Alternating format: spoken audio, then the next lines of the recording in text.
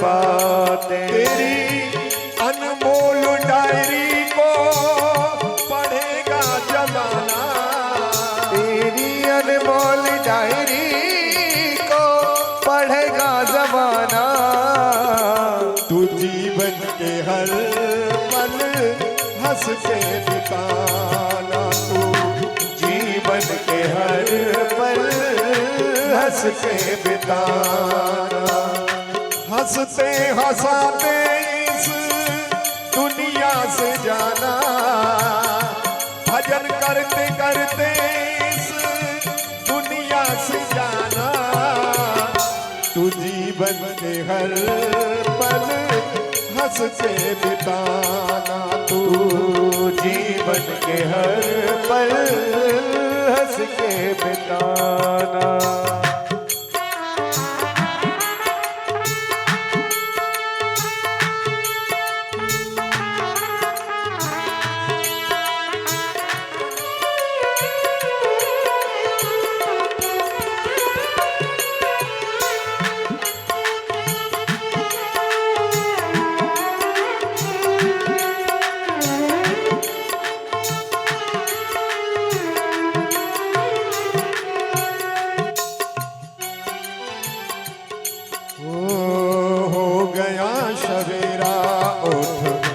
क्यों सो रहा है, हो गया सवेरा उठ क्यों सो रहा है।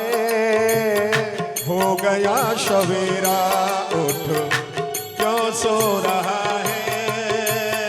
हो गया सवेरा उठ क्यों सो रहा है। सपनों में प्यारे तू क्यों जग जा, तू खुद औरों को जगाना। हंसते हंसाते इस दुनिया से जाना, तू हंसते हंसाते इस दुनिया से जाना। तू जीवन के हर पल हंस के गाना। इस दुनिया से जाना। कथा सुनते सुनते इस दुनिया से जाना। कथा सुनते सुनते इस दुनिया से जाना। कथा सुनते सुनते इस दुनिया से जाना।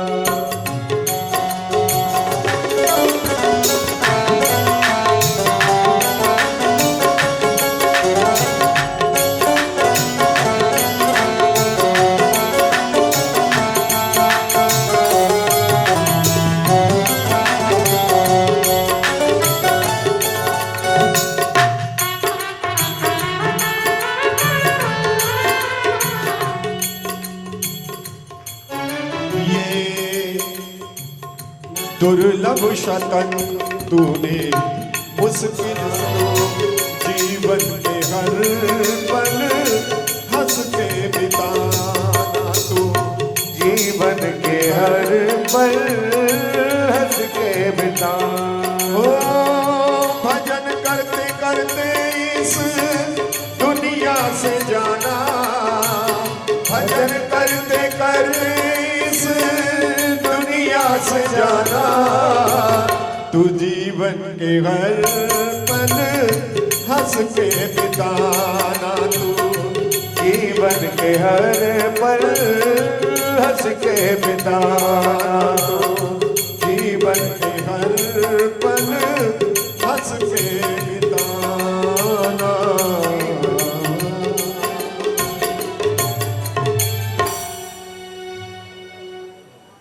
तू जीवन के हर पल हंस के बिताना।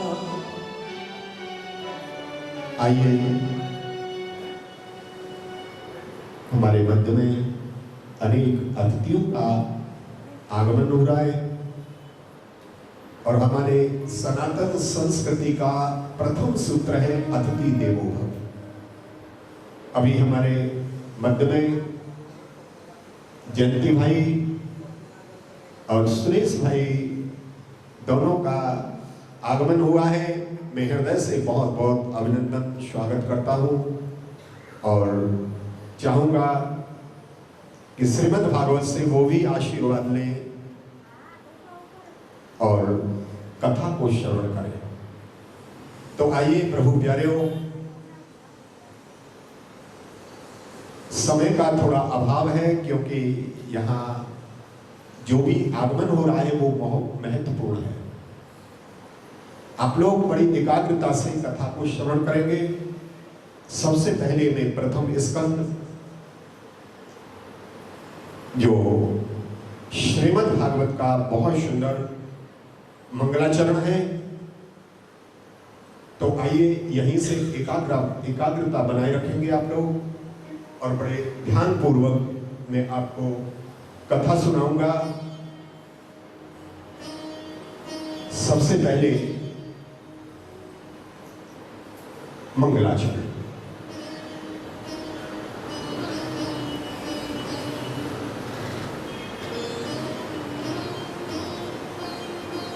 जन्माद्यस्य तोन्मयादतर्तस् ईशारथेषु विज्ञश्वरा तेने ब्रह्महृदायाद् कवये मोहयन्ति यत् शूरयः तेजो वारिमृदां यथा विनिमयो यत्र त्रिशर्गो मृषा धाम्ना स्वेन सदा निरस्तकुहकं सत्यं परं धीमहि। यहाँ बड़ा सुंदर वर्णन किया है, सत्यम परम धीमहि। ध्यान देना, एक है सत्य, एक है परम सत्य। एक बात हो,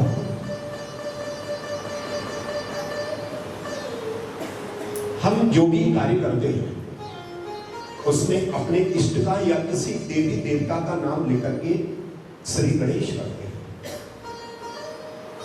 दुनिया में श्रीमद् भागवत अकेला ऐसा ग्रंथ है जिसके मंगलाचरण किसी देवी देवता का नाम है। केवल व्यास जी महाराज ने सत्य की वंदना की। बोले, बताया है सृष्टि से पहले, सृष्टि के मध्य में और सृष्टि के अंत में केवल परम सत्य बचता है। सत्यम परम धीमहि। वो परम सत्य है क्या? बोले, ये सारी सृष्टि उस परम सत्य की सत्ता से चलती है।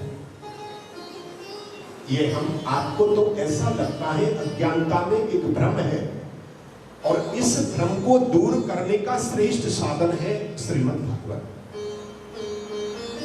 सबको ऐसा लगता है कि घर को मैं चला रहा हूं, मेरे बिना घर नहीं चलेगा, ये परिवार को मैं चला रहा हूं, गाड़ी को मैं चला रहा हूं, लेकिन आप नहीं चला रहे हैं। उस परम सत्य की सत्ता से ये सृष्टि चल रही है।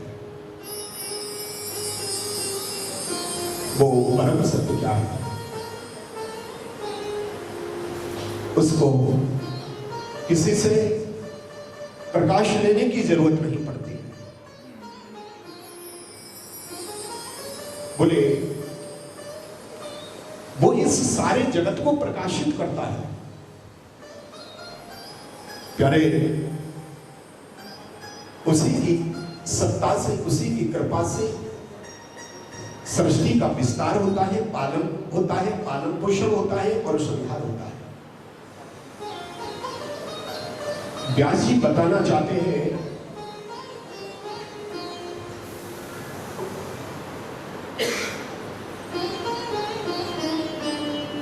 उसको किसी से ज्ञान लेने की जरूरत नहीं पड़ती।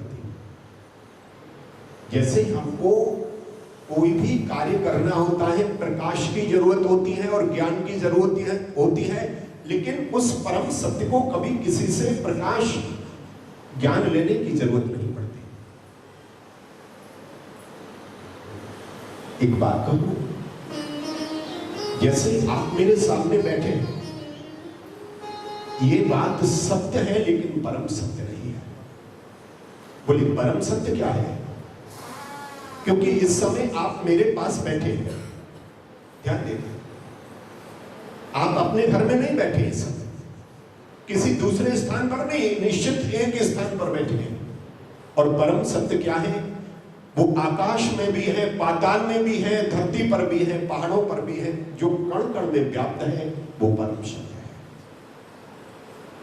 एक बात कहूं, हम आप तो यहां 2 दिन के मेहमान बन के आए हैं, फिर एक दिन हम सबको यहां से हमारा अस्तित्व 0 हो जाएगा, हम नहीं रहेंगे लेकिन वो रहेगा। श्री राधे 2849 नंबर की ये गाड़ी है, नीचे 2849 नंबर की जो गाड़ी है उसको हटवा दें रास्ते में से। 2849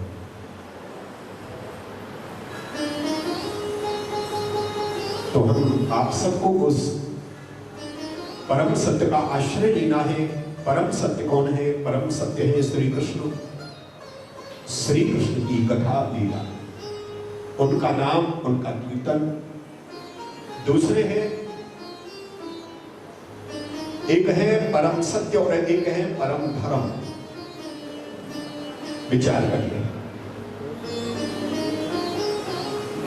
बोले परम सत्य क्या है? परमात्मा भगवान श्री कृष्ण गोविंद है परम सत्य। और परम धर्म क्या है?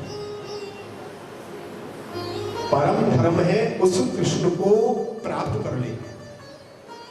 जैसे आपने भूखे को रोटी खिलाई, तुलसी को जल चढ़ाया, गाय की सेवा की, अतिथियों का सत्कार किया, आपने अनेक बार गंगा यमुना स्नान किया, ये अनेक धर्म है। लेकिन परम धर्म क्या है? कि दुर्लभो मानसो देहो देही नाम क्षण भंगुरो। बोले ये जो हमें दुर्लभ मानस देह जो शरीर मिला है ना, इसका एक ही उद्देश्य है। बोले क्या? कि मनुष्य जीवन प्राप्त करके अगर तुझे भगवान की कृष्ण की प्राप्ति नहीं हुई तो तेरा यहां आना व्यर्थ है। हमारा परम धर्म है। बोले श्रीमद् भागवते महामुनि कृते किंबा परे ईश्वर। हम आप सबका जो धर्म है वो है कृष्ण की कथा को श्रवण करें, और कथा को श्रवण करने के बाद में अपने मन को भगवान में इतना लगा दें, इतना लगा दें कि हमें सिवाय भगवान के और कुछ दिखाई नहीं करे। मैं आपको जो उपदेश कर रहा हूं ये भागवत का उपदेश है। किसी ने पूछा कि भागवत जी का प्राकट्य कहां से हुआ? बताया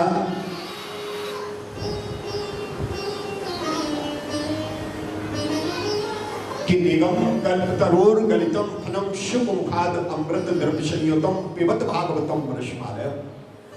पहले भागवत की परिभाषा समझिए, उसके बाद में मैं आप लोगों को बहुत सुंदर आनंदमयी कथाएं सुनाऊंगा।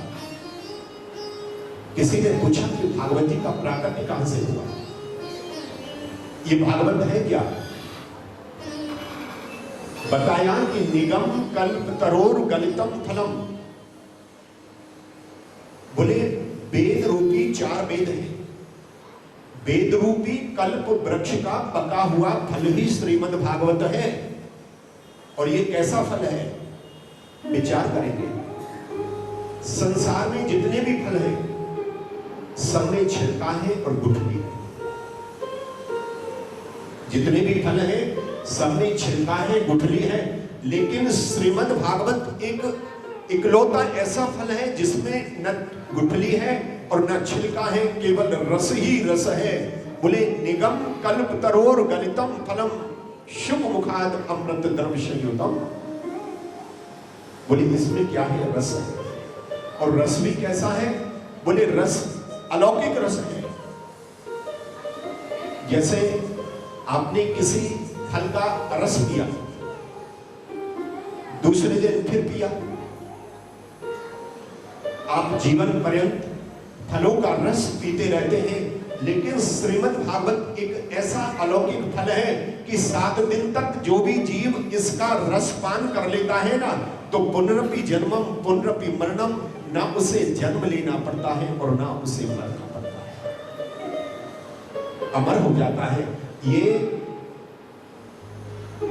इसका जो रस है वो अमृत रस है। प्यारे, इसका प्राकट्य कहां से हुआ?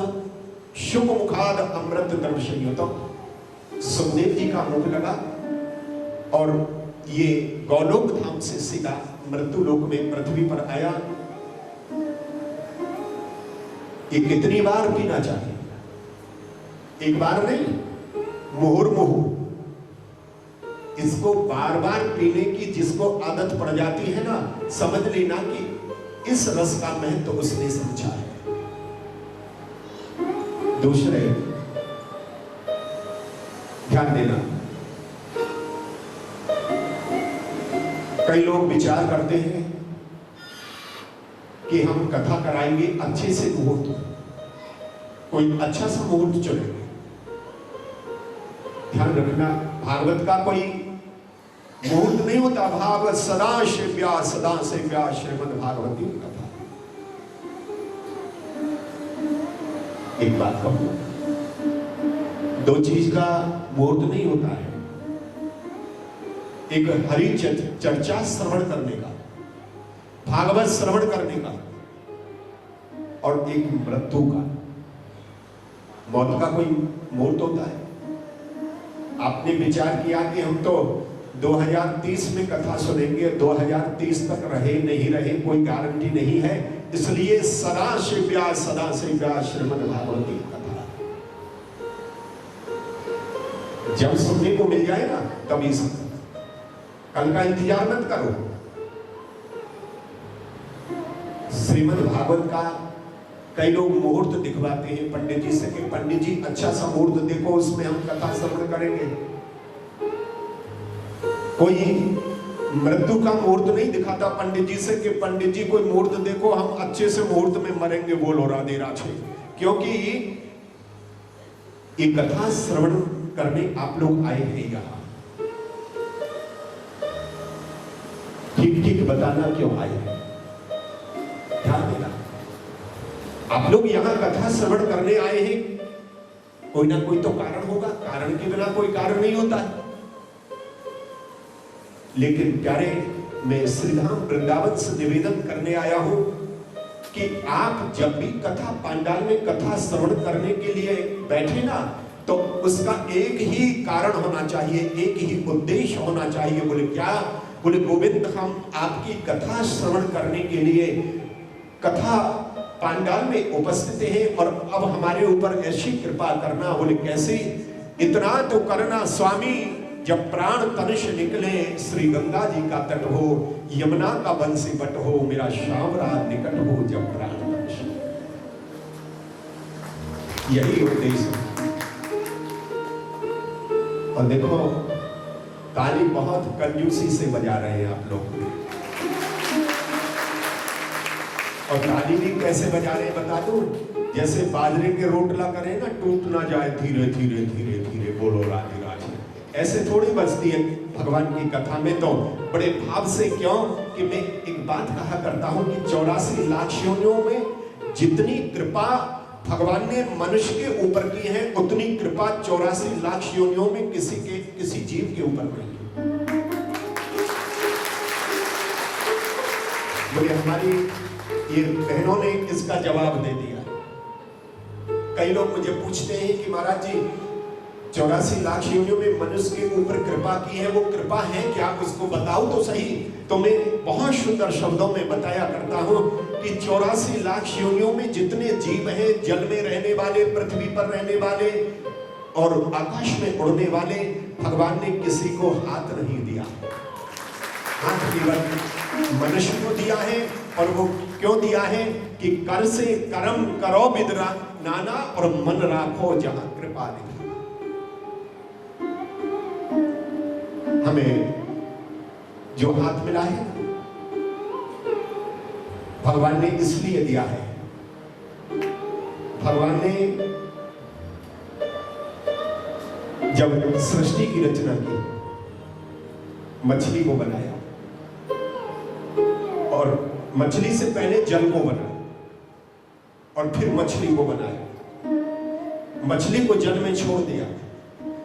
और बहुत सुंदर उदाहरण है, मछली को अगर जल से बाहर निकाल दिया जाए तो मछली जल के बिना रह नहीं सकती। दूसरे, वृक्षों को बनाया, वृक्षों की रचना की। कोई भी वृक्ष इस संसार में पृथ्वी के बिना नहीं रह सकता। रह सकता है? कोई भी नहीं। पृथ्वी से अलग कर देंगे, उसी समय उसकी मृत्यु हो जाएगी, सूख जाएगा। तीसरे, भगवान ने मनुष्य को बनाया और अपने जैसे बनाया। जैसे भगवान है ना, ऐसे ही हाथ, पैर, आंख, नाक, ये सब चाल चलन सब कुछ अपने जैसा बनाया। तो भगवान ने हमें मछली और वृक्ष से इशारा करके उदाहरण दिया। जब पानी के बिना मछली नहीं रह सकती और पृथ्वी के बिना झाड़ नहीं, पेड़ नहीं रह सकता है, तो हे मानव, तुम मेरे बिना भी कभी नहीं रहना। अगर तू मेरे बिना रहेगा तो तेरी कोई शोभा नहीं होगी। ध्यान रखिए कि मनुष्य की शोभा है भगवान से जुड़े रहना, और जब तक भगवान से जुड़े रहेंगे ना, तब तक कोई हमारा कुछ नहीं बिगाड़ेगा।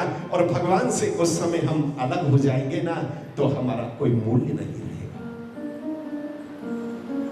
आइए हम आप सब लोग उसी स्थान पर चलते हैं जहां कल थे।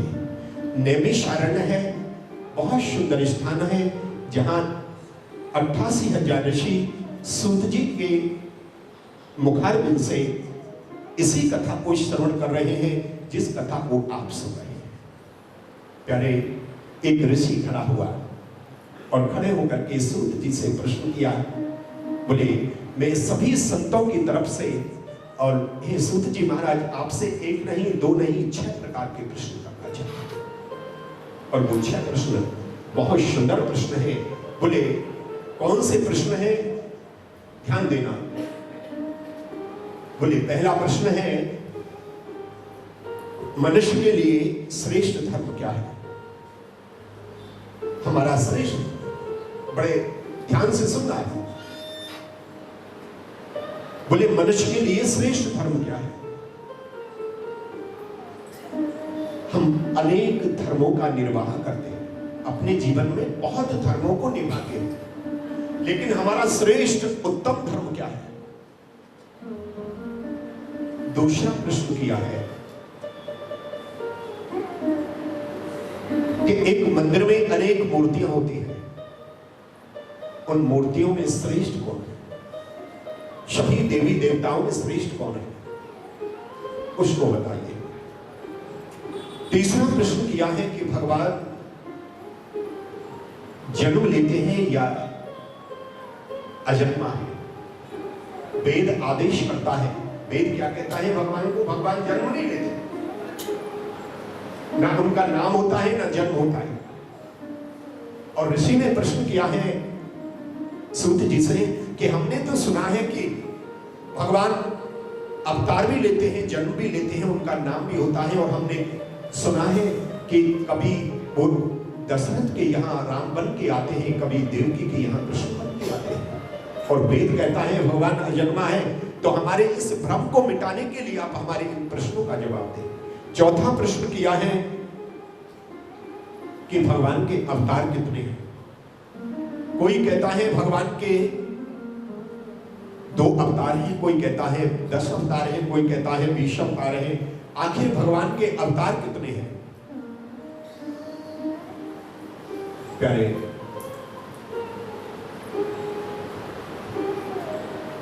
बहुत सुंदर सुंदर प्रश्न सोम आदि 88,000 ऋषियों द्वारा किए जा रहे हैं। बताया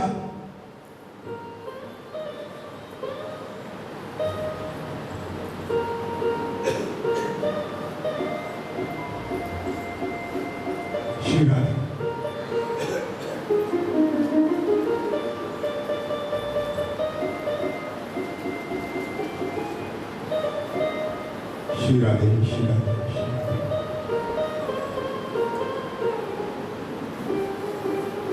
प्रश्न बहुत सुंदर है। आज सुध जी ने जैसे ही प्रश्नों को सुना, बोले छठवां प्रश्न है कि वक्ता वो श्रेष्ठ नहीं माना जाता है जो छोटी बात को बहुत बड़ी बना करके कहे। वक्ता वो श्रेष्ठ माना जाता है बहुत बड़ी बात को छोटी सी बना करके बताए,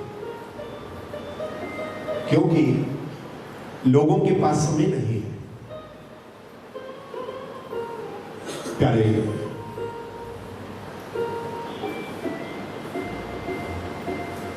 जैसे ही प्रश्न किए, बोले हे ऋषियों, तुम्हारे प्रश्नों के जवाब देने से पहले मैं अपनी सद्गुरुदेव भगवान श्री सुखदेव जी के चरण कमलों में प्रणाम करना चाहता हूं। नेत्र बंद करके जैसे ही सूत जी महाराज ने अपने गुरु जी को, सुखदेव जी महाराज को प्रणाम करना चाहा, तो एक ऋषि खड़ा हो गया और उसने सूत जी से पूछा कि आपके गुरु जी का परिचय क्या है? हमारे प्रश्नों के जवाब तो बाद में देना, पहले ये बताओ कि आपके गुरु जी का परिचय क्या है? सूत जी महाराज के नेत्रों में आंसू है और अपने गुरु का ध्यान करते हुए अपने श्री गुरु हरि का परिचय बता रहे हैं। क्योंकि गुरु गोविंद दोनों खड़े काके लागू पाए और बलिहारी गुरु आपने गोविंद दिए बताए। ध्यान देना, गुरु के बिना इस भव सागर से कोई पार नहीं जा सकता है। आज सूत जी ने अपने गुरु सुखदेव जी महाराज का परिचय दिया कि सुखदेव जी महाराज गोलोक धाम में रहते हैं। गोलोक धाम में कौन रहता है? राधा कृष्ण अष्ट सखियों के साथ में। वहां देवताओं को भी प्रवेश वर्जित है, वहां कोई जा नहीं सकता है। केवल मात्र सुखदेव जी महाराज जैसे एक बालक अपनी मां की गोद में खेलता है ना, ऐसे सुखदेव जी महाराज गोलोक धाम में रहते हैं। एक दिन राधा रानी ने विचार किया कि आगे कलिकाल आने वाला है, कलयुग आने वाला है। कलयुग में लोगों की बुद्धि इतनी विकृत हो जाएगी और इतने व्यस्त हो जाएंगे कि उनके कल्याण का कोई साधन नहीं मिलेगा। तो आज श्रीमद् भागवत का प्रचार प्रसार करने के लिए सुखदेव जी महाराज को आदेश दिया राधा रानी ने, बोले जाओ मृत्यु लोक में और जन जन का कल्याण करने के लिए श्रीमद् भागवत का प्रचार प्रसार करो। सुखदेव जी महाराज ने राधा रानी से निवेदन किया कि मां, मैं जैसे ही मृत्यु लोक में जाऊंगा तो मुझे माया घेर लेगी। राधा रानी ने आज सर पे हाथ रख दिया, जा बेटा, जिस पर मेरी कृपा होती है ना, उस पर माया का कोई असर नहीं होता है। इसलिए कथा के बीच बीच में हम लोग जो राधे राधे बोलते हैं ना, इसीलिए बोलते हैं कि हमसे बार बार माया अगर आ भी जाए तो वो हट जाए। बोलो राधे राधे। राधा रानी की कृपा प्राप्त करके सुखदेव जी महाराज कहाँ आए? कैलाश पर्वत पर। और जैसे ही कैलाश पर्वत पर आए, वहां दो पक्षी रहते हैं, पोपट, और सुख पक्षिणी के गर्भ से अंडे के रूप में श्री सुखदेव जी महाराज का वहां प्रकट हुए। अब प्रकट तो हो गए।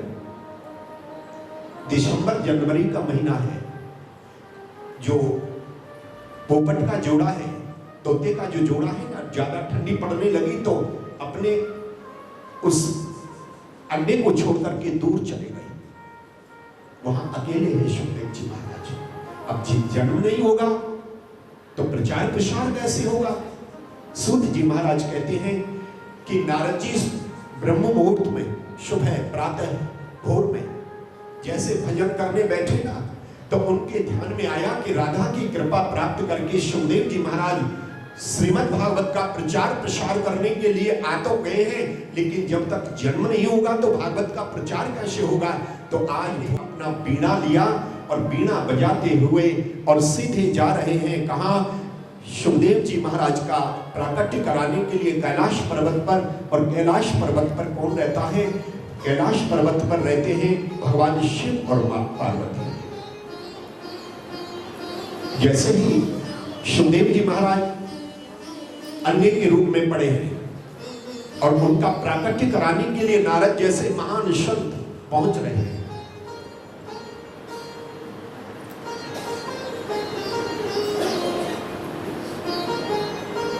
अभी बेटा ये अभी बंद कर दो, बंद कर दो, बैठ जाओ, अभी बैठ जाओ, बैठ जाओ। हाँ,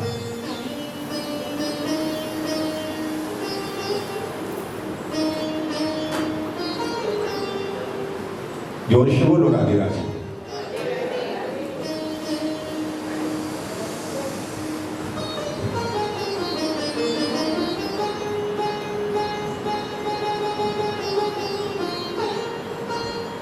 सूत जी महाराज कहते हैं नारद जी जा रहे हैं सुखदेव जी का प्राकट्य कराने के, और नारद जी की एक आदत है, बोले क्या है? जिस घर में झगड़ा चलता है नारद जी पहुंच जाए, झगड़ा समाप्त। और जिस घर में झगड़ा नहीं होता और नारद जी पहुंच जाए तो झगड़ा बंद नहीं होगा कभी। नारद जी विचार करने लगे कि हम जा रहे हैं सुखदेव जी महाराज का प्राकट्य कराने के लिए, लेकिन एक काम और करना है। हमने ब्रह्मा और ब्रह्माणी में झगड़ा करा दिया, लक्ष्मी और नारायण में झगड़ा करा दिया, इंद्र और इंद्राणी में झगड़ा करा दिया, कभी शिव पार्वती में झगड़ा नहीं हुआ और ना हमने देखा। तो आज चलो दोनों ही काम करेंगे। जैसे ही कैलाश पर्वत के उन शिखरों पर पहुंचे, मां पार्वती ने देखा, मां पार्वती के गुरुजी हैं नारद जी। और ध्यान दीजिए, तीरथ नहाए एक फल, संत मिले फल चार। अगर अचानक आपकी दुकान में, मकान में कहीं संतों का पदार्पण हो जाए ना, तो समझ लेना कि हमको केवल गंगा स्नान करने से जो फल मिलता है ना, वो फल नहीं मिला है। वहां हरिद्वार जाने से एक फल मिलेगा, लेकिन संत का दर्शन मात्र करने से आपको धर्म, अर्थ, काम, मोक्ष 4 पदार्थों का फल मिल जाता है, 4 फल मिल जाते हैं। और एक बात कहूं, अगर गुरु मिल जाए, गुरु मिले अनंत फल कहत कबीर विचार। कबीर दास जी ने इस पर मोहर लगा दी कि अगर गुरु जी मिल जाए तो समझ लेना अनंत फलों की प्राप्ति हो जाती है। आज मां पार्वती ने देखा कि आज तो सवेरे सवेरे मेरे गुरुजी का आगमन हुआ है, तो खुशी का कोई ठिकाना नहीं। खड़ी हुई और प्रणाम किया, प्रणाम करके आसन दिया, आसन पर बिठाया, एक लोटे में जल लेकर के आई और थाल में लड्डू लेकर के, बाल भोग लेकर के आई। अपने गुरुजी का स्वागत, सत्कार, अभिनंदन किया। गुरुजी ने उस बाल भोग को ग्रहण किया। उसके बाद में आज मां पार्वती के मन में एक विचार आया, बोले गुरुजी से तो पूछ ले कुछ मन की बातें, गुरुजी से मन की बातें पूछ ले। तो आज्ञा लेकर के मां पार्वती ने नारद जी से पूछा, बोले गुरुजी एक बात पूछ लूं आपसे? बोले पूछो, एक नहीं 2 बात पूछो। बोले मेरी इच्छा है कि आप 1 वर्ष में, 2 वर्ष में, 4 वर्ष में आते हैं, और मैं चाहती हूं कि महीने में, 2 महीने में आपका चक्कर लगता रहे ना, आप आते रहे तो आपके दर्शन का मुझे लाभ मिलता रहे। आप बहुत दिनों के बाद में आते हैं, ये मेरे मन में बहुत दिनों से प्रश्न गूंज रहा है। तो यहीं से नारद जी ने अपनी लीला शुरू कर दी। बोले माता जी आप कह रही है ना, ठीक कह रही है कि मैं बहुत दिनों के बाद में आता हूं। मैं महीने 2 महीने में जल्दी जल्दी इसलिए नहीं आता हूं कि मैंने संसार में भ्रमण करके देखा है, यहाँ सब लोग जो है आपस में प्रेम करते हैं ना, वो सब कपट का प्रेम करते हैं, झूठा प्रेम करते हैं, स्वार्थ का प्रेम करते हैं। इसलिए मैंने आना जाना बंद कर रखा है, कहीं जाता नहीं हूँ, अपनी कुटिया में रहता हूँ, वही हरि हरि हरि का गुणगान गाता हूँ, कीर्तन कर लेता हूँ, आना जाना बंद कर लिया। क्योंकि मैंने देखा है एक भाई भाई से प्रेम करता है ना तो वो स्वार्थ के वशीभूत होकर के करता है, एक पति पत्नी से प्रेम करता है तो स्वार्थ लेकर के, एक बहन बहन से प्रेम करती है स्वार्थ लेकर के। ये तो स्वार्थ का संसार है। यहाँ निस्वार्थ भाव से कोई प्रेम नहीं करता है, सब कपट का प्रेम करते हैं।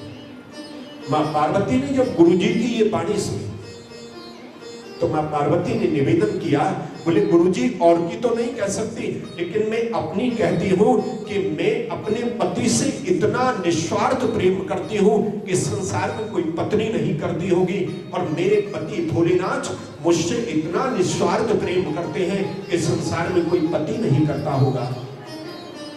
नारद जी ने अपनी लीला शुरू कर दी, यहीं से झगड़ा शुरू कर दिया। बोले माता जी एक बात पूछ ले। बोले पूछो। आपके पति आपसे सच्चा प्रेम करते हैं? बोले हाँ। तो भोलेनाथ के गले में जो माला पड़ी है ना उसमें किसके मुंड लगे हुए हैं? 25 साल हो गए शादी को, बताया कभी आपको? मां पार्वती के होश उड़ गए और रोंगटे खड़े होने लगे। बोले गुरुजी ने तो मेरी आंखें आकर के खोल दी और ये बात तो मुझे आज तक नहीं बताई। अब ये बात का संशय बैठ गया हृदय में और धीरे धीरे विचार करने लगी। बोले गुरुजी ने आकर के मेरी आंखें खोल दी, अगर गुरुजी नहीं आते तो मुझे इस अज्ञान में पता नहीं कब तक जीना पड़ता, और मैं तो अपने पति से सच्चा प्रेम करती हूँ लेकिन मेरे पति मुझसे सच्चा प्रेम नहीं करते हैं। तो आज नारद जी ने कहा तुम जाने तुम्हारे पति जाने, हम ज्यादा ठहरते नहीं है, अब हम यहाँ से जा रहे हैं। नारद जी वहीं से वापस हो जाते हैं। सूत जी महाराज कहते हैं हे ऋषियों, आज मां पार्वती ने अपने सुंदर वस्त्र आभूषणों को उतार के रख दिया और कहां चली गई? पुराने समय में जो मकान बनता था ना, घर बनता था, तो उसमें रूठने का कमरा अलग से बनवाया जाता था। बोलो राधे राधे। उसको बोलते थे कोप भवन। एक बात कहूं, पहले भारत में इतनी मर्यादा थी कि पति पत्नी में अगर झगड़ा हो जाए ना तो पत्नी उस कोप भवन में प्रवेश कर जाती थी, तो पति को मालूम हो जाता था कि हमसे कोई गलती हो गई। अब तो जो वहां जाने की जरूरत ही नहीं है, क्योंकि अब तो थोड़ा झगड़ा हुआ और अपना वीआईपी उठाया और सीधे पहुंच गए राजकोट वाले बस अड्डे पे। बोलो राधे राधे। या रेलवे स्टेशन, क्योंकि अब रूठने का कोई सिस्टम बंद हो गया। अब तो सीधे अपना वीआईपी उठाया, बोले तुम जाने और तुम्हारा काम जाने। लेकिन पुराने समय में मर्यादा थी। आज सूत जी महाराज कहते हैं कि माँ पार्वती कोप भवन में जैसे ही प्रवेश करती हैं रोने लगती है, रो रही है। क्यों? कि पति से मैं सच्चा प्रेम करती हूँ और मेरे पति मुझसे सच्चा प्रेम नहीं करते हैं। तो जैसे ही भोलेनाथ समाधि में समाधिस्थ है और आंखें खुली, समाधि खुली, तो नारद जी जा रहे हैं। भोलेनाथ ने देख लिया कि नारद जी जिस घर में चले जाए वहां झगड़ा होना तो बहुत स्वाभाविक बात, अनिवार्य है। और जैसे ही भोलेनाथ ने नारद जी की तरफ देखा और नारद जी ने भोलेनाथ की तरफ देखा ना, तो आज नारद जी ने प्रणाम किया भोलेनाथ को और कहा कि माता जी बुला रही हैं, जल्दी जाओ। तो भोलेनाथ समझ गए कुछ ना कुछ दाल में काला है। वो लोला दे रहा था।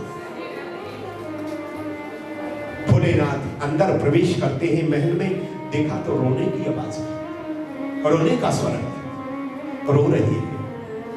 और जैसे ही रोने की आवाज सुनी, सीधे भोलेनाथ कोप भवन में प्रवेश करते हैं। और कोप भवन में जैसे ही प्रवेश किया,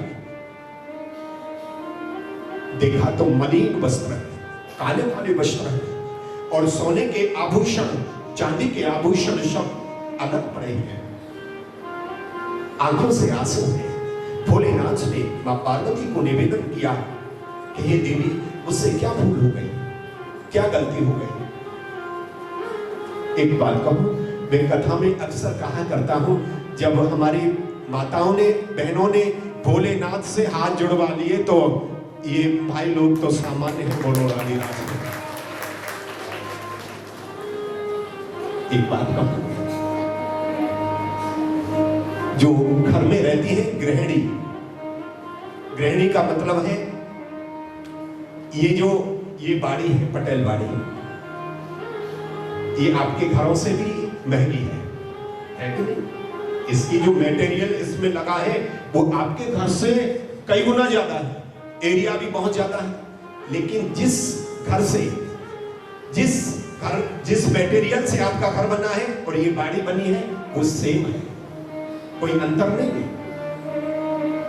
मटेरियल एक ही है, जो आपका मकान बना है और ये बाड़ी बनी है, लेकिन इसको घर नहीं कह सकते और आपके घर को बाड़ी नहीं कह सकते। बोले क्यों? जहां गृहिणी रहती है उसको घर कहते हैं। किसी ईंट पत्थर गिलाए और सीमेंट से बने हुए एक बिल्डिंग को घर नहीं कहते, जिस घर में गृहिणी रहती है उसको घर कहते हैं। और घर की शोभा कौन है? ये आप हैं। घर की शोभा कौन है? आप हैं। और आपके कभी कभी हाथ जोड़ने पड़ जाए ना तो कोई नुकसान नहीं है, बोलो राधे राधे। तो आज भोलेनाथ ने हाथ जोड़ करके निवेदन किया कि मुझसे क्या भूल हो गई, मुझसे क्या गलती हुई। तो आज मां पार्वती रोते हुए कहती हैं कि मैं आपसे सच्चा प्रेम करती रही और आप मुझसे सच्चा प्रेम नहीं करते। गुरुजी ने आकर के मेरी आंखें खोल दी। आप मुझसे कपट का प्रेम करते हैं, स्वार्थ का प्रेम करते हैं। भोलेनाथ ने पूछा कि आप बताओ तो, उदाहरण तो बताइए कि आपसे सच्चा प्रेम क्यों नहीं करता हूं। मां पार्वती ने कहा, मैं और आप दोनों बरसों से रहते हैं साथ में, लेकिन आपने कभी ये नहीं बताया कि आपके गले में जो मुंडों की माला पड़ी है वो उसमें सर किसके लगे हुए हैं, ये कभी आपने बताया?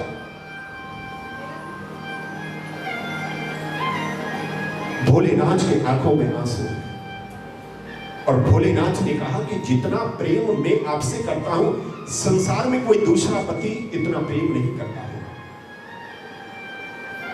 मां पार्वती भोलेनाथ की तरफ देख रही है, भोलेनाथ के आंखों में आंसू है। बोले, जितनी बार आप देह त्याग करती हैं, इस शरीर को छोड़ती है, मैं इतना प्रेम करता हूं कि आपके शरीर से आपका जो मुंड है ना, ये अपनी माला में पिरो लेता हूं। इतना प्रेम कोई करता होगा पति जितना प्रेम आपसे करता हो। मां पार्वती और जोर से रोने लगी। इस बात को सुन करके और ज्यादा रोने लगी कि ये जो मुंडों की माला में मेरे सर लगे हैं। बोले 25 बार आपने देह त्याग किया और 25 बार मैंने आपके मुंडों को लेकर के अपनी माला में पिरो लिया। तो मां पार्वती और ज्यादा रोने लगी और कहने लगी, आपसे बड़ा कपटी, आपसे बड़ा स्वार्थी इस दुनिया में कोई दूसरा नहीं होगा। भोलेनाथ ने कहा, क्यों? बोले, इसलिए कि आपने कौन सी दवाई पी रखी है कि आप तो मरते नहीं है और पत्नी को बार बार मरना पड़ता है। विचार करिए कि ऐसा कोई पति होगा कि पत्नी तो बार बार मरती है और पति एक बार भी नहीं मरता है, तो आपसे बड़ा कोई कपटी होगा। आपने कौन सी दवाई पी रखी है कि आप तो कभी मरते नहीं है और मुझे बार बार मरना पड़ता है। तो आज भोलेनाथ के आंखों में आंसू है। सूत जी महाराज ये कथा सोम का दिन 88,000 ऋषियों को बता रहे हैं कि हे ऋषियों, आज मां पार्वती पूछने लगी कि आपने कौन सी दवाई पी रखी है कि आप तो मरते नहीं और मुझे बार बार मरना पड़ता है। तो आज उस दवाई का नाम बताया। बोले, मैंने अमृत पी लिया है। मां पार्वती ने कहा कि वो अमृत मुझे क्यों नहीं पिलाया और उस अमृत का नाम क्या है? तो आज भोलेनाथ ने मां पार्वती से कहा कि देवी, मैंने जिस अमृत को पिया है उस अमृत का नाम है श्रीमद् भागवत अमृत। और एक बार जो भागवत अमृत को पी लेता है फिर वो दोबारा पुनरपि जन्मम पुनरपि मरणम, उसको फिर ना जन्म लेना पड़ता है ना मरना पड़ता है। क्यों? कि निगम कल्पतरोर गलितम फलम शुक मुखाद अमृत द्रव्य संयोतम पिबत भागवतम रसमालय। एक बात कहूं, एक बार जो भागवत रूपी अमृत को जो पी जाता है, पान कर लेता है, फिर बार बार उसे न जन्म लेना पड़ता है और न मरना पड़ता है। एक बात कहूं, सबसे बड़ी समस्या क्या है? जन्म के बाद और मृत्यु से पहले कितने प्रकार का भय सता रहा है। एक बार भागवत पी जाएंगे ना, सारे भयों से मुक्त हो जाएंगे। किसी को पूछो, सब लोग भय से भयभीत हो रहे हैं। जिसके पास में पद है उसे रात को नींद नहीं आती है, पद नहीं चला जाए।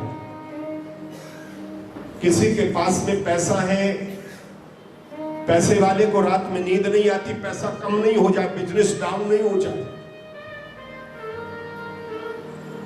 और कई लोगों के पास में सुंदरता है, जवानी है, हम बूढ़े ना हो जाए। लेकिन सबसे बड़ा भय क्या है कि मैं मर नहीं जाऊं। बोलूंगा मेरा, सबसे बड़ा भय मर नहीं जाऊं। लेकिन ध्यान रखना, मरना तो निश्चित है, इसको कोई रोक नहीं सकता। एक अकाट्य सत्य है कि जिसका जन्म है उसकी मृत्यु निश्चित है। जिस दिन जन्म हुआ ना, उसी दिन हमारी मृत्यु का प्रमाण पत्र हमको मिल चुका है। एक बात कहूं, मरना तो निश्चित है, लेकिन बिना भगवान की कृपा के बिना मरेंगे ना तो फिर अच्छा नहीं होगा। बोले मरना कैसे है? जो लोग नियम से, प्रेम से श्रीमद् भागवत रूपी अमृत का पान करते हैं। एक सबसे बड़ी समस्या आपको बता दूं, मरना निश्चित है, लेकिन ऐसे नहीं मरे कि जैसे 10 वर्षों तक कोमा में चले जाएं और खुद अपने घर परिवार वाले लोग ये कहें कि मरता क्यों नहीं। जोर से बोलो राधे राधे। कहीं ये ना कहने लग जाए अपने ही। इसलिए जो लोग भागवत और गोविंद का ईश्वरण चिंतन करते हैं, भक्ति करते हैं, वो तो प्यारे इस दुनिया में आकर के मरते हैं। लेकिन मरते हैं कैसे? चाय पीते पीते चले जाते हैं। और ये कथा हम जो श्रवण कर रहे हैं इसीलिए कर रहे हैं कि जब दुनिया से जाएं तो चलते फिरते चले जाएं। बहुत दिनों तक चारपाई में रहना नहीं पड़े। आज मां पार्वती ने भगवान शिव को आग्रह किया कि ये अमृत मुझे पिलाओ। अब हमारी आपकी तो बात छोड़िए, श्रीमद् भागवत रूपी अमृत को मां पार्वती भी पीना चाहती है। और भगवान शिव ने एक व्यास मंच बनाया, श्रीमद् भागवत को स्थापित किया। मां पार्वती ने आगे आश्रम बिछाया और भगवान भोलेनाथ ने, भगवान शिव ने मां पार्वती को बहुत सुंदर नियम बताया कि कथा बीच में विराम नहीं होगी, निरंतर चलेगी 7 रोज। कोई स्टॉप नहीं होगा, बीच में विराम नहीं होगा, रेस्ट नहीं होगा। आपको बीच में ओम ओम का उच्चारण करना है, जिससे मुझे मालूम पड़े कि आप कथा को श्रवण कर रहे हैं। मां पार्वती ओम ओम का उच्चारण कर रही हैं और बड़े भाव के साथ में वहां कथा चल रही है। और कथा का एक शब्द, जैसे ही एक शब्द का उच्चारण हुआ, सच्चिदानंद रूप आए। तोते का जो अंडा पड़ा है वो फूट गया, और जैसे ही फूटा तो उसमें से श्री सुखदेव जी महाराज का प्राकट्य हुआ। बोलिए सुखदेव जी महाराज की जय। कथा के 2 श्रोता हैं, एक आगे है एक पीछे। और कथा जैसे निरंतर 5 दिन और 5 रात्रि तक चल रही है। 5वें दिन माता पार्वती को नींद आई। अब जो ओम नाम का उच्चारण है वो बंद होने लगा, तो पीछे से तोते का जो बच्चा है ना, वो ओम ओम करने लगा। और कथा 7वें दिन जैसे ही विराम हुई, जैसे विराम हुई कथा, तो जोर से जयकारा लगाया, बोलिए बाल कृष्ण भगवान की। तो मां पार्वती की नींद खुली। मां पार्वती की नींद खुली। मां पार्वती ने पूछा कि उद्धव और कृष्ण का जो संवाद चल रहा था, उद्धव ने जो प्रश्न किए, कृष्ण ने उनका क्या जवाब दिया। भोलेनाथ समझ गए कि ये जो कथा तो 5वें दिन की थी, इसका मतलब इनको 5वें दिन नींद आ गई। मां पार्वती से पूछा कि देवी, आपको कथा में नींद तो नहीं आई? बोले हाँ, नींद आई। एक बात कहो, पति से कभी बात को छुपाना नहीं चाहिए। पति से कभी कोई गलती हो जाए ना, तो बात को छुपाना नहीं चाहिए। पति से कभी झूठ नहीं बोलना चाहिए। मां पार्वती ने जो भी सत्य हुआ वो सब बता दिया। आज भोलेनाथ व्यास मंच से नीचे आए, भागवत जी को प्रणाम किया और देखा कि पीछे एक तोते का छोटा सा बच्चा ओम ओम कर रहा है। तो त्रिशूल लेकर के और भोलेनाथ उस तोते के बच्चे को मारना चाहते हैं, लेकिन जिसने अमृत का पान कर लिया है उसको इस संसार में कोई मार नहीं सकता। आगे आगे सुखदेव जी महाराज, पीछे पीछे भोलेनाथ त्रिशूल लेकर के जा रहे हैं। सरस्वती नदी के किनारे पर श्री व्यास जी महाराज और उनकी पत्नी दोनों आपस में चर्चा कर रहे हैं। व्यास जी की पत्नी ने अपने पति से पूछा कि मुझे पुत्र चाहिए, तो उन्होंने अपनी पत्नी के सर पे हाथ रख दिया, बोले जाओ, तुम्हें पुत्र जरूर मिलेगा। आज सरस्वती नदी के किनारे पर मां अपने पति के साथ में बैठी हैं और उनको जैसे ही उबासी आई तो सुखदेव जी महाराज तोते के रूप में और मां के मुंह के अंदर से और गर्भ में प्रवेश कर जाते हैं। जोश से बोलो राधे।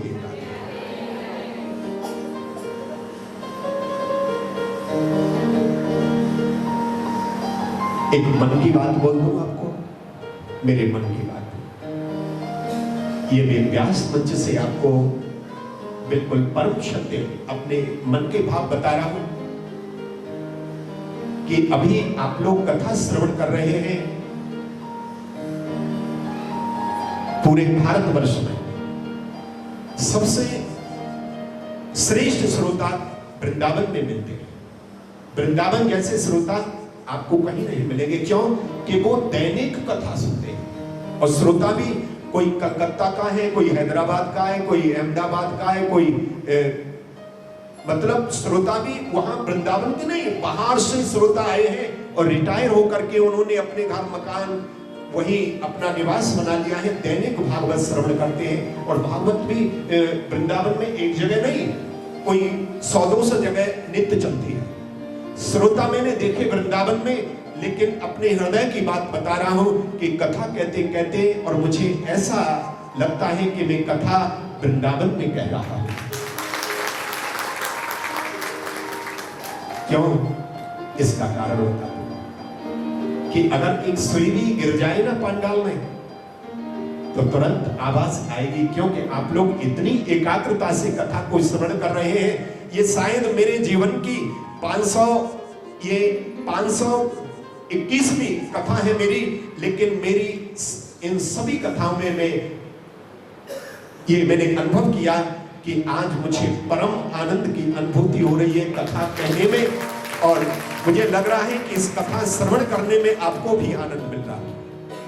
श्रोता वक्ता एक रस और कथा कृष्ण की भूख। कृष्ण की कथा को हम जैसे आप जैसे समझ सकते हैं क्या? देवता भी नेति नेति कह करके उठ जाते हैं। इसको देवताओं की भी सामर्थ्य नहीं इस कथा को समझ सके।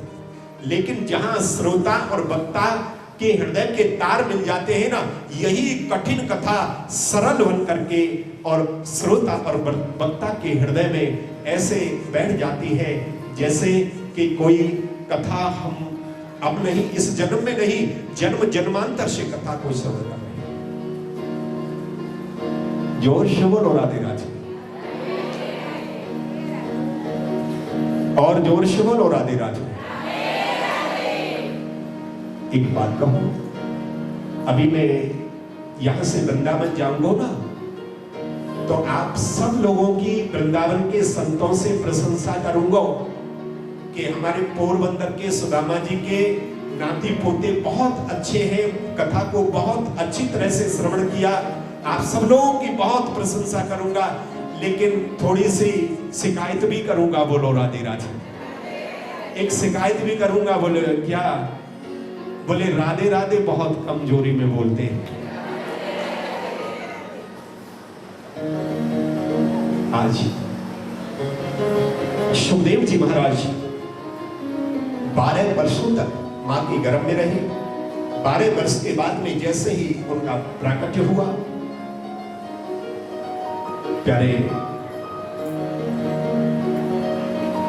सीधे संन्यास ग्रहण कर लिया। घर में नहीं रहे सुखदेव जी महाराज।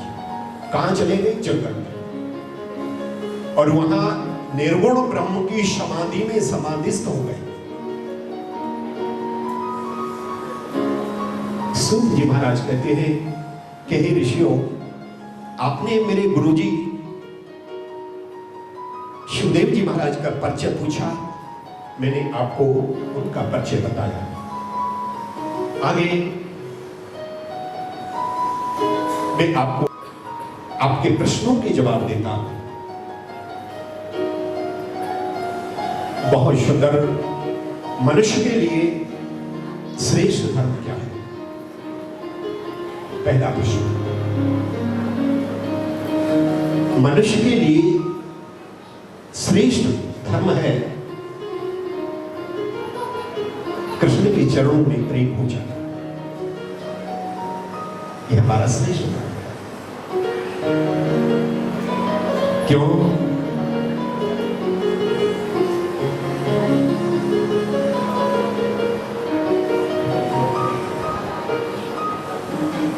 कि जननी तुमको फिर ना जनेगी, और अब ना बनी तो फिर कब बनेगी। ये मां जो इस जन्म में मिली है ना, ये तुझे दोबारा मिलेगी नहीं मिलेगी कोई गारंटी नहीं। और इस जन्म में नहीं बनी तो फिर कब बनेगी? हमारे संत महापुरुष कहा करते हैं, जैसे दूध होता है और दूध में नींबू निचोड़ कर दिया जाए, पनीर बन जाता है। और कोई व्यक्ति अगर पनीर को मंथन करके घी निकालना चाहे तो ये असंभव है। पनीर में से घी नहीं आएगा, घी तो दही से आएगा। ऐसे ही मनुष्य जीवन प्राप्त करके अगर हरि को प्राप्त नहीं किया तो ये जीवन का कोई मूल्य नहीं रहेगा। और प्रेम भी कैसा होना चाहिए? बोले निष्काम प्रेम, जिसमें कोई काम नहीं, कामना नहीं। दूसरे है कि सर्वत्र देवी देवताओं में श्रेष्ठ कौन है? सर्वत्र देवी देवताओं में श्रेष्ठ है श्री कृष्ण। जैसे एक वृक्ष है,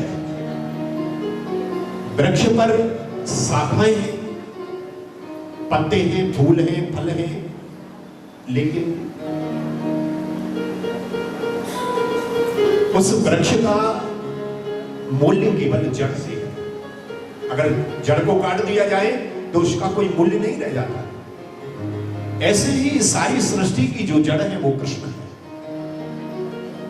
प्यारे, आगे बताते हैं कि भगवान के 24 अवतार हैं।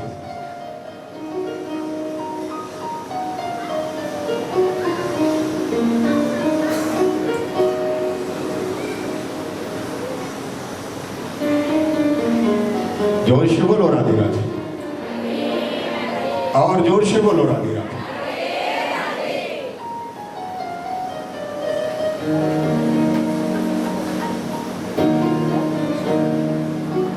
प्यारे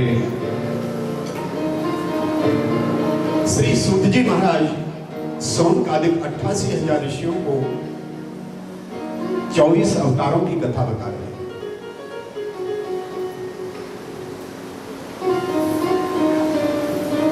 भगवान का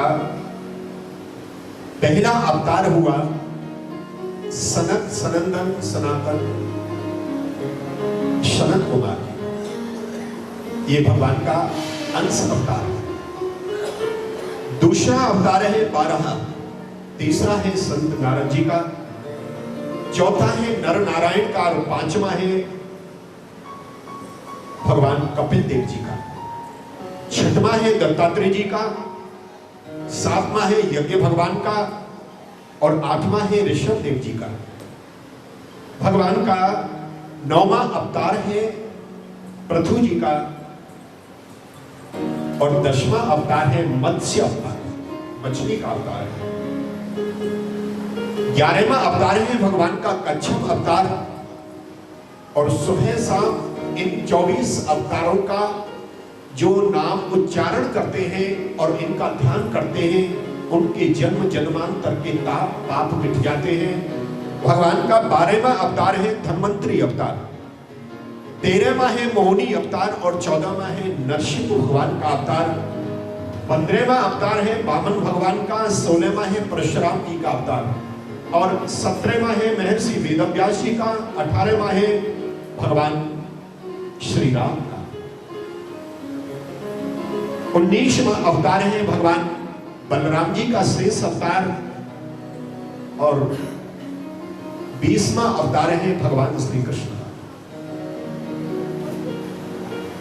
ध्यान देना, भगवान कृष्ण जैसा अवतार नहीं लिया किसी कभी। भगवान कृष्ण का जो अवतार है वो पूर्ण अवतार है।